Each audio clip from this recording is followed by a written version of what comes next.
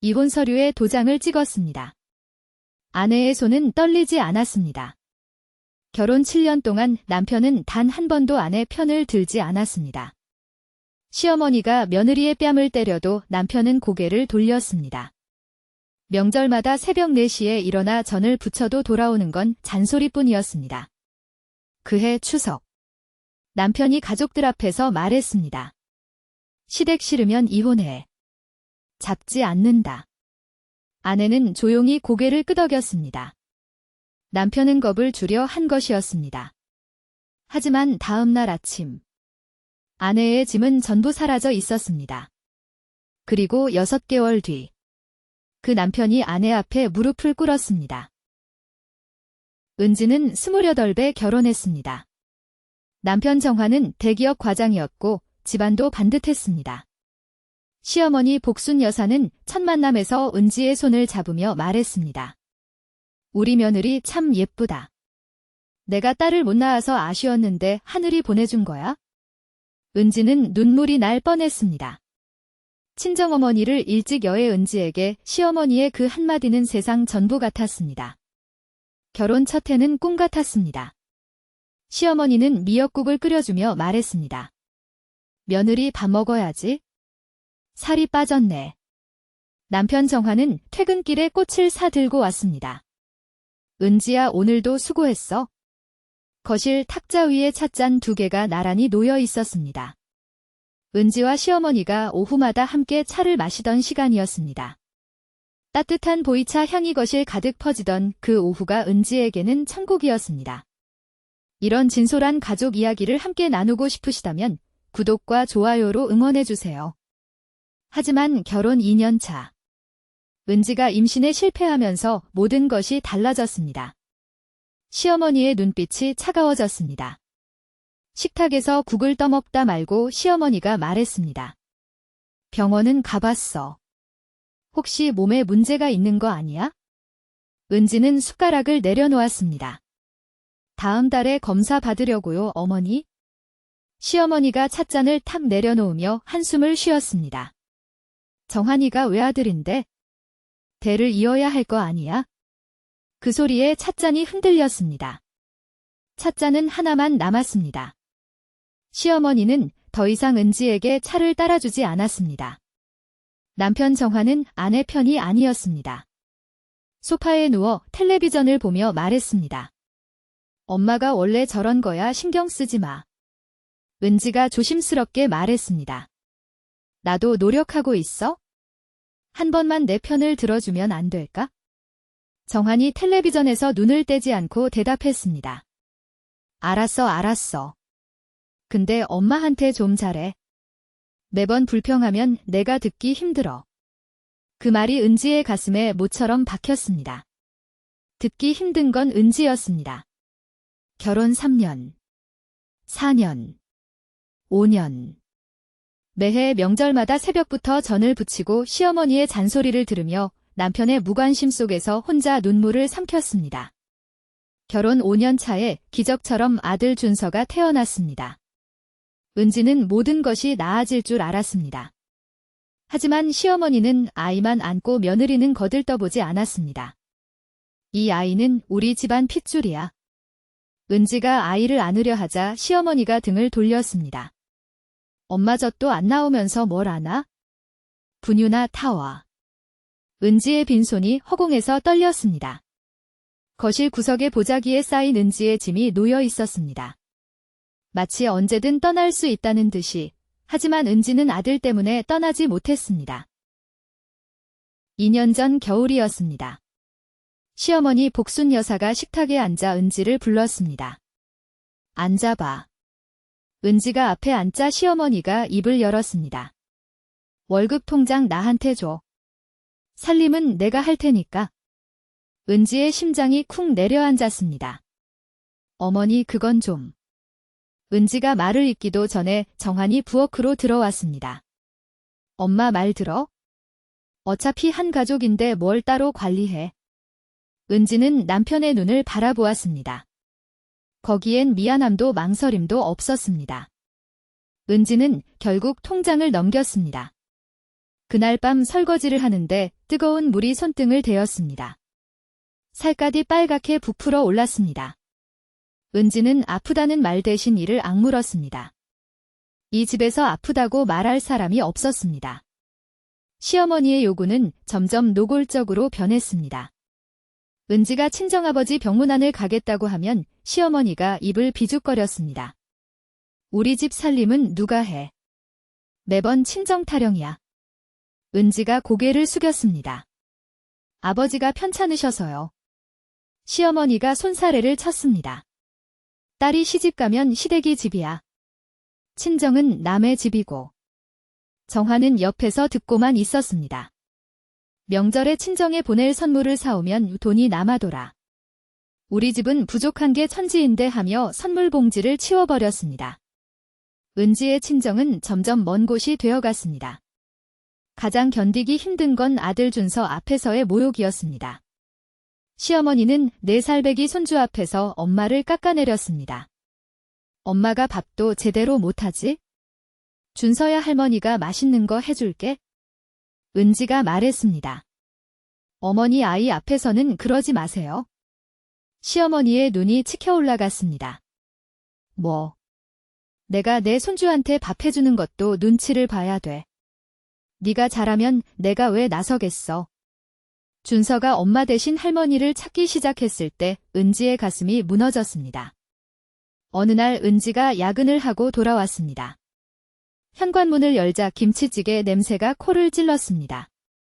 시어머니가 가족들과 저녁을 마친 뒤였습니다. 은지의 밥그릇은 없었습니다. 싱크대에 설거지만 쌓여 있었습니다.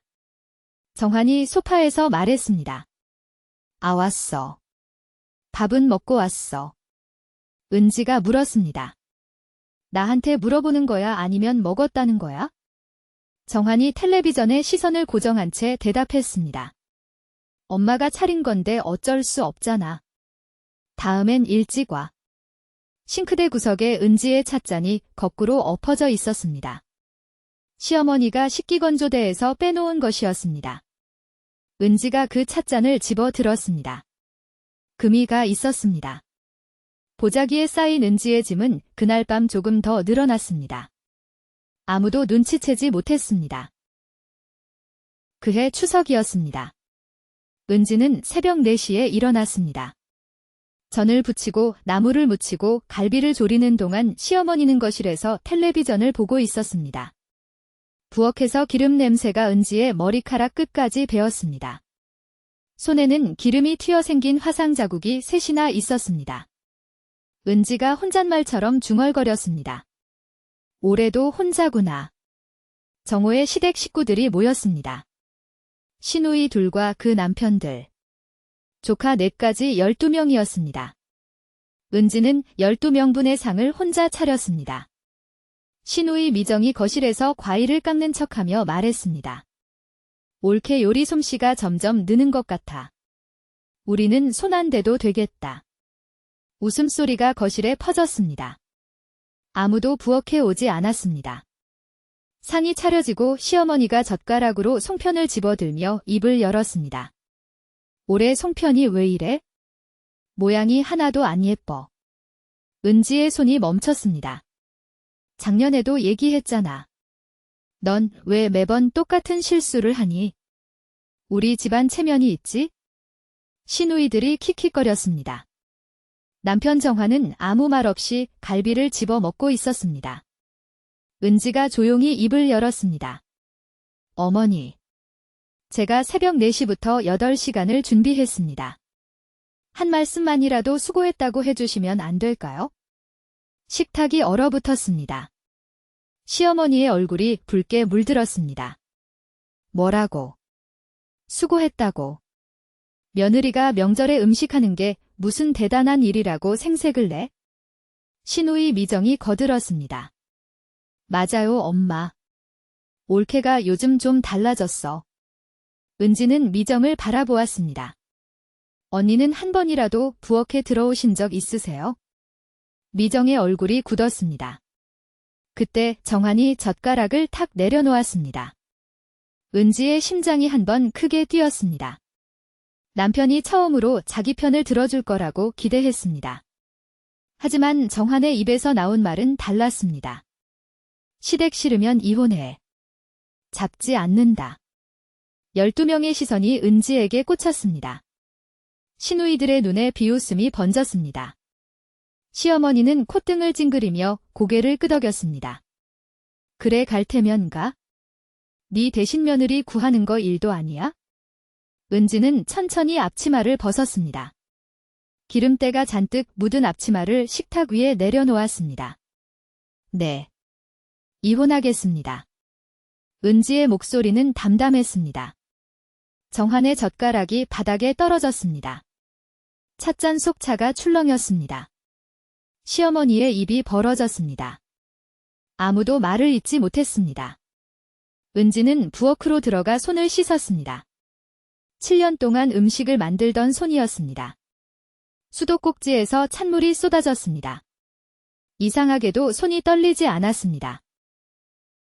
그날 밤 은지는 아들 준서를 재우고 서재로 들어갔습니다. 노트북을 열었습니다. 검색창에 이혼 전문 변호사를 입력하는 손끝이 떨렸습니다. 이혼이라는 단어가 화면에 뜨는 순간 현실이 되었습니다. 은지는 심호흡을 했습니다. 할 수 있어? 일주일 뒤 은지는 점심시간을 이용해 법률사무소를 찾았습니다. 변호사 김 대표가 안경을 고쳤으며 물었습니다. 이혼 사유가 무엇입니까? 은지는 서류 봉투를 꺼냈습니다. 7년 동안 모아둔 것들이었습니다. 시어머니에게 빼앗긴 월급 명세서 사본, 시어머니가 은지 명의로 만든 카드의 사용 내역서, 남편이 어머니에게 매달 보내는 200만 원의 이체 기록. 변호사의 눈이 커졌습니다. 이 아파트 잔금은 누가 냈습니까? 은지가 차분하게 대답했습니다. 제 퇴직금 9천만 원과 친정아버지가 보태주신 1억 1천만 원으로 냈습니다. 남편은 한 푼도 내지 않았습니다. 대출 상환도 5년간 제 월급에서 나갔고요. 변호사가 메모를 하며 고개를 끄덕였습니다. 상당히 유리합니다. 기여도 입증이 확실하군요. 은지가 물었습니다. 양육권도 가능할까요? 변호사가 서류를 넘기며 대답했습니다. 주양육자가 어머니시고 경제력도 있으니 충분합니다. 은지의 눈에 처음으로 빛이 돌았습니다. 은지는 그날부터 두 개의 삶을 살았습니다. 낮에는 여전히 순종적인 며느리였습니다. 시어머니가 국이 짜다고 하면 죄송합니다 어머니 하고 고개를 숙였습니다. 시누이가 와서 집을 어지럽히고 가도 묵묵히 치웠습니다. 정한이 커피 한 잔만 하면 일어나서 커피를 내렸습니다. 하지만 밤이 되면 달랐습니다. 아이가 잠든 뒤 서재 문을 닫고 서류를 정리했습니다. 시어머니의 폭언이 담긴 녹음 파일을 백업했습니다. 변호사와 이메일을 주고받으며 전략을 세웠습니다. 보자기 속짐이 매일 밤 조금씩 늘었습니다. 졸업장, 아들의 출생증명서 사본, 통장 거래 내역서, 그리고 결혼 반지. 반지를 뺀 손가락에 하얀 자국이 남아 있었습니다. 7년의 흔적이었습니다. 은지는 그 자국을 오래 바라보았습니다. 아프지 않았습니다. 정한은 아무것도 몰랐습니다. 추석에 그 말을 이미 잊은 듯 했습니다. 소파에 누워 가끔 이렇게 말할 뿐이었습니다. 은지야 커피 한 잔만. 은지는 커피를 내렸습니다. 커피 향이 거실에 퍼졌습니다. 정한은 아내가 내리는 마지막 커피라는 걸 몰랐습니다. 시어머니도 눈치채지 못했습니다. 며느리가 예전보다 말수가 줄었다는 것만 느꼈을 뿐이었습니다. 요즘 왜 이렇게 조용해? 할 말이 있으면 해. 은지가 미소를 지었습니다. 아무것도 아닙니다, 어머니. 그 미소의 의미를 시어머니는 끝내 읽지 못했습니다. 2달 뒤 일요일 아침이었습니다. 은지가 식탁에 서류 봉투를 내려놓았습니다. 정한이 커피잔을 들다 말고 멈췄습니다. 이게 뭐야? 은지가 대답했습니다. 이혼 서류입니다. 서명해주세요. 정한의 커피잔이 기울었습니다. 뜨거운 커피가 식탁보 위로 번졌습니다. 갈색 얼룩이 하얀 천 위에 퍼져나갔습니다. 뭐라고? 장난이지. 은지의 눈에는 웃음기가 없었습니다. 추석에 직접 말씀하셨잖아요. 시댁 싫으면 이혼하라고. 정한의 얼굴이 하얗게 질렸습니다. 그건 그냥 한 말이잖아. 진심이 아니었어. 은지가 고개를 저었습니다. 저는 진심이었습니다. 시어머니가 소리를 듣고 방에서 나왔습니다. 식탁 위 서류를 보더니 비웃었습니다. 이거사 어딜 가겠다고. 갈 데라도 있어? 친정아비 혼자 사는 집에 가서 구차하게 살려고. 은지가 차분하게 대답했습니다. 있습니다, 어머니. 시어머니의 비웃음이 얼어붙었습니다. 은지가 두 번째 봉투를 꺼냈습니다. 재산 분할 명세서였습니다. 이 아파트 잔금 2억 원은 제 퇴직금과 친정에서 보태주신 돈입니다. 대출 상환도 5년간 제 월급에서 나갔습니다. 법적으로 이 아파트의 70% 이상이 제 몫입니다. 정한의 입이 벌어졌습니다. 무슨 소리야? 이 집은 내 명의잖아. 은지가 서류를 펼쳤습니다. 명의와 실질적 기여는 다릅니다. 여기 모든 증빙이 있습니다. 은지가 세 번째 서류를 내밀었습니다. 그리고 이 카드요. 카드 명세서가 펼쳐졌습니다. 어머니가 제 이름으로 만든 카드로 3년간 쓰신 금액이 4,700만 원입니다. 이것도 정리해야 합니다. 시어머니의 얼굴이 붉어졌다가 하얗게 질렸습니다. 그게 무슨 소리야? 가족끼리 그런 걸 따져. 은지가 시어머니를 바라보았습니다. 저는 이제 가족이 아닙니다, 어머니. 복순 여사가 비틀거리며 의자를 잡았습니다. 정한이 은지의 팔을 붙잡았습니다. 은지야, 내가 그때 실수한 거야. 다시 생각해봐. 은지가 정한의 손을 천천히 떼어냈습니다. 7년 동안 단 한 번도 내 편을 들어주지 않은 것도 실수였나요? 어머니가 제 뺨을 때렸을 때 고개를 돌린 것도 실수였나요? 정한의 손이 허공에서 멈췄습니다. 은지는 결혼 반지를 빼서 식탁 위에 내려놓았습니다. 금이 간 찻잔 옆에 금빛 반지가 놓였습니다. 양육권은 제가 가져가겠습니다. 은지는 잠든 아들 준서를 안아 올렸습니다. 보자기에 쌓인 짐을 한 손에 들었습니다. 현관문이 닫혔습니다. 정한은 한 발자국도 움직이지 못했습니다. 시어머니가 바닥에 주저앉았습니다. 이혼이 확정된 건 석 달 뒤였습니다. 법원은 은지의 손을 들어줬습니다. 아파트 지분 70%, 양육권, 위자료 500만 원. 정한에게 남은 건 아파트 지분 30%와 자동차 한 대뿐이었습니다. 법원을 나서며 정한이 은지에게 말했습니다. 이렇게까지 할 필요가 있었어. 은지가 돌아보지 않고 대답했습니다. 7년 동안 저한테 한 것에 비하면 이건 아무것도 아닙니다. 하지만 진짜 지옥은 그 다음이었습니다. 이혼 한 달 뒤 정한에게 은행에서 전화가 왔습니다. 고객님 어머님 명의 대출금 상환이 3개월째 연체되었습니다. 연대보증인이신 고객님께서 상환하셔야 합니다. 정한의 머릿속이 하얗게 변했습니다. 연대보증. 그런 것에 서명한 기억이 없었습니다. 시어머니에게 전화했습니다. 엄마, 이게 무슨 대출이야? 전화기 너머로 긴 침묵이 흘렀습니다. 복순 여사가 뜸을 들이다 말했습니다. 내 아버지 사업이 망했을 때 빚이야. 네 인감 빌려서 처리했어.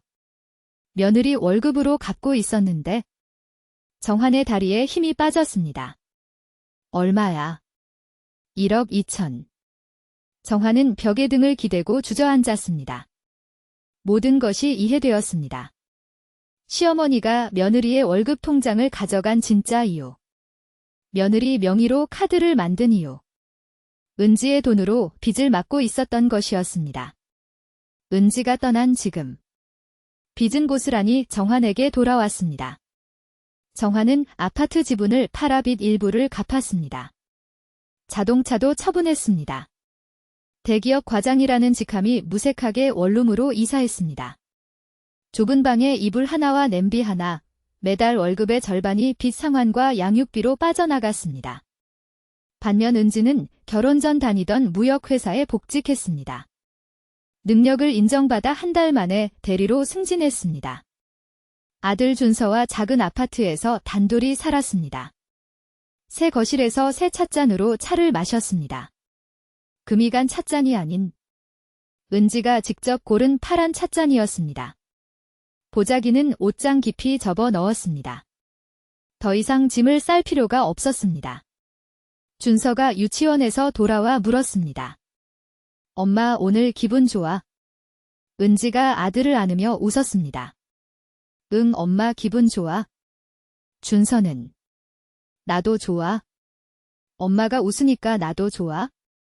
은지의 눈에 눈물이 고였습니다. 이 집에서는 눈물이 따뜻했습니다. 한편 정화는 어머니에게 전화했습니다. 엄마 생활비 좀 줄여. 나도 빠듯해. 복순 여사가 소리를 질렀습니다. 뭐라고? 내가 이혼하라고 해서 이 꼴이 난 건데 나한테 돈이 없다고. 정환이 처음으로 소리를 질렀습니다. 엄마 때문에 다 이렇게 된 거잖아. 은지 내쫓은 것도 엄마고 내 도장 몰래 쓴 것도 엄마잖아. 전화가 끊겼습니다. 빈 원룸에 정환의 거친 숨소리만 남았습니다. 이혼 6개월 뒤의 일이었습니다. 은지가 퇴근길에 편의점에서 커피를 사들고 나오는데 누군가 길을 막아섰습니다. 정환이었습니다. 얼굴이 많이 여위어 있었습니다. 양복은 구겨져 있었고 넥타이도 풀려 있었습니다. 은지야. 정환의 목소리가 갈라졌습니다. 한 번만 이야기 좀 하자.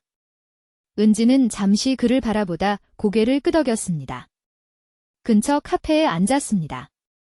정환이 떨리는 손으로 커피잔을 감쌌습니다. 은지는 그 손을 보았습니다. 예전에는 꽃을 사들던 손이었습니다. 은지야, 나 잘못했어. 7년 동안 엄마 말만 듣고 너한테 한 짓이 얼마나 나쁜 건지 이제야 알겠어. 은지는 아무 말 없이 커피를 마셨습니다. 준서 보고 싶어. 아빠 자격이 없는 거 알아? 근데 보고 싶어. 정환의 눈에 눈물이 고였습니다. 다시 시작하면 안 될까? 이번엔 진짜 달라질게. 엄마한테도 거리 두고 너한테만 잘할게. 은지가 커피잔을 내려놓았습니다. 정환 씨. 남편이 아니라 이름에 씨를 붙였습니다. 정환의 어깨가 움찔했습니다. 7년 동안 매일 기다렸어요. 한 번만 내 편을 들어주길. 한 번만 어머니한테 제 아내도 소중한 사람이라고 말해주길. 명절에 새벽부터 일어나서 음식할 때 한 번만 옆에 서주길. 단 한 번도 없었어요. 정환이 고개를 숙였습니다. 알아. 다 내 잘못이야. 은지가 말을 이었습니다. 추석에 이혼하라고 했을 때 저는 솔직히 해방감을 느꼈어요. 슬프지 않았어요. 7년을 함께한 사람한테 이혼하자는 말을 듣고 슬프지 않았다는 게 더 슬펐어요. 카페 안이 조용해졌습니다. 옆 테이블 사람들이 힐끔 쳐다보았습니다. 은지가 자리에서 일어섰습니다. 돌아갈 수 없어요? 저는 지금이 행복해요. 정환이 손을 뻗었지만 은지는 이미 돌아서고 있었습니다. 준서한테는 아빠라고 알려주고 있어요. 면접 교섭은 약속대로 할 테니까 걱정하지 마세요. 은지의 등이 카페 문 너머로 사라졌습니다. 정환은 차가워진 커피잔을 두 손으로 감싼 채 한참을 앉아 있었습니다. 집에 돌아온 은지는 준서를 안았습니다. 준서가 엄마 목을 꼭 감싸며 말했습니다. 엄마 오늘 유치원에서 그림 그렸어. 엄마 그렸어. 크레파스로 그린 그림에는 엄마와 아들 둘만 있었습니다. 해가 웃고 있었습니다. 은지의 눈에 눈물이 고였습니다. 하지만 이번 눈물은 따뜻했습니다. 거실 창문으로 저녁 노을이 들어왔습니다. 파란 찻잔에 차를 따랐습니다. 혼자 마시는 차였지만 외롭지 않았습니다. 결혼 반지가 있던 손가락의 하얀 자국은 이미 사라져 있었습니다. 한편 정환의 휴대폰에 어머니에게서 문자가 와 있었습니다. 돈 안 보내면 너도 내 자식 아니다. 정환은 원룸 바닥에 앉아 쓸쓸하게 웃었습니다. 시댁 싫으면 이혼해. 그 한마디가 자기 인생을 무너뜨렸습니다. 이제 어머니마저 같은 방식으로 자신을 버리려 하고 있었습니다.